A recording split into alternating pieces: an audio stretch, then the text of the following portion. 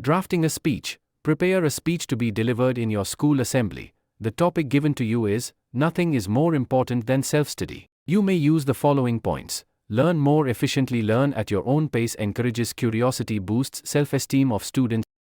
Nothing is more important than self-study. Good morning, respected principal, teachers, and my dear friends. Today I stand before you to talk about a topic that holds immense value in our journey of learning and personal growth. Nothing is more important than self-study. Self-study allows us to learn more efficiently. It gives us the freedom to explore subjects in depth, ensuring that we truly understand the material, not just memorize it. This process helps us retain information better and apply it in real-world situations. Moreover, self-study lets us learn at our own pace. We all have different strengths and weaknesses, and self-study respects that. It allows us to spend extra time on difficult topics and breeze through the ones we grasp quickly, making learning more effective and less stressful. Self-study also encourages curiosity. Without the constraints of a structured curriculum, we are free to explore topics that intrigue us, leading to a broader and richer base of knowledge. This curiosity drives us to learn not just for exams but for the joy of learning itself.